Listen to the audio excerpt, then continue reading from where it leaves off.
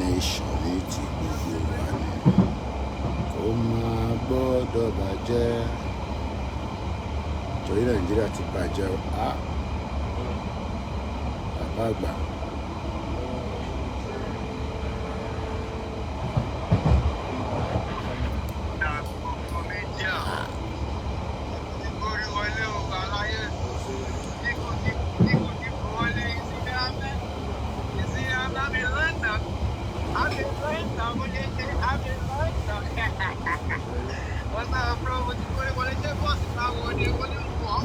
Mo ti dé na 3 máa kàn yín lára nísìn máa kàn yín lára ẹ padà sínú ilé máa kàn yín lára mo máa kàn yín lára nísìn in another 10 minutes in another 10 minutes in another 10 minutes in 10 minutes in 10 minutes money in 10 minutes owó mi fún ọmọ bèrè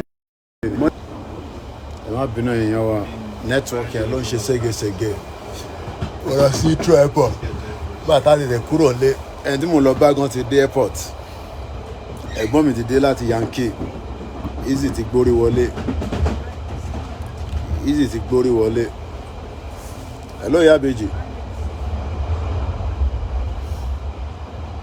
àlàáfíà adúpẹ́ fọlọ́run àwa nìyẹn àmín.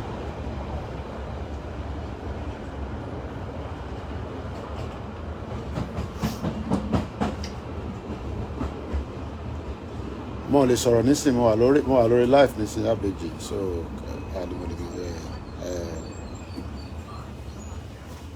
tí bá ṣe tán máa pè yín mo wà lórí train rẹ̀ Ṣakiru ẹ̀gbọ́n mi ẹ̀rọ àpá mo wà lórí train mo lọ sí airport ẹ tí mo fẹ́ lọ bá gan ti dé before me àmì ti flight wọn ó land ẹ lè ní Ògúnmọ́lá báwo ni dàrí brother mi mo fẹ́ sáré dé Heathrow ìyàwó Táíwò Kíkẹ́ Prince Adémọ́lá Heritage àlàáfíà hello Godfather Oracle Akúdàjí ṣàlàáfíà òun yìí gan sì ṣe bí ẹ̀ṣẹ̀ ń jí ni o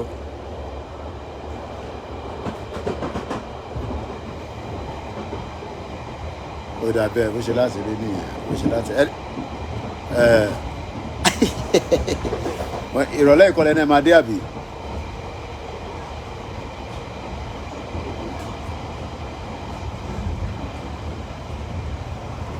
airport lẹ́ máa gbà wọlé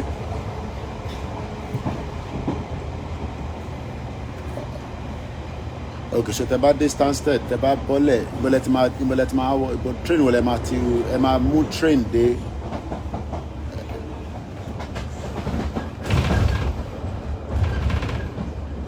náà ní tẹ́ máa ṣe ni pé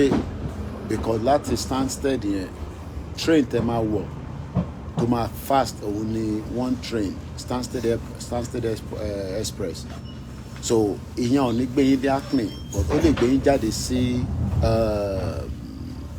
Tottenham. Please mind the gap between the train and the platform. This is Hounslow Central. This is a Piccadilly line service to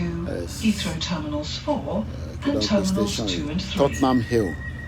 Èmi lè pàdé yín ní Tottenham Hill. Màá wá lọ mú yín wọnú train tó máa gbé yín dé Hackney. Àwọn tó dẹ̀ máa connect yín wá gbé yín láti Hackney. Màá send message sí yín because train tẹ́ máa wọ̀ yẹn because sliver oh yes train direct no bọ́ọ̀sì àtúnṣe máa lọ gbé yín padà lọ sí ìgboro pátápátá ni ìyẹn máa tún máa tẹ̀lé tẹ́ bá wọ bọ́ọ̀sì ìyẹn máa lọ já yín either sí Liverpool Street which is. This train is for Heathrow Terminals 4 and 2 and 3. Customers for Heathrow Terminal 5 should change here and wait for a train to Terminals 2 and 3 and 5. Mo kí o gbọ́lẹ̀ káàárọ̀. ẹ̀gbọ́n mi Shakiru yeah the oracle kíní lẹ máa bínú dàrí network yẹn ló ń ṣe ségesège mo ní kíní ni kẹ́ rà tẹ́ bá ra ẹ bá ra open return ẹ mí pé ẹ lè lò padà nígbà tẹ́ bá máa fi padà ẹ ti understand mi sìn so ẹ má ra bus ẹ ra open return train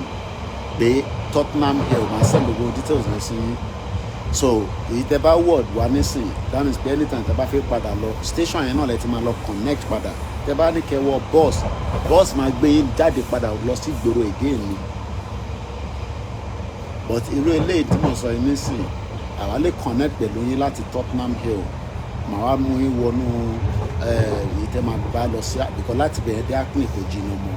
the difference wà pẹ̀lú train àti bus you know but at least ìyẹn wà quicker because tẹ́ bá ní kẹ́ wọ National Express wọ́n ní kẹ́ wọ yẹn ìsídà kẹ́ lọ bá dé Liverpool Street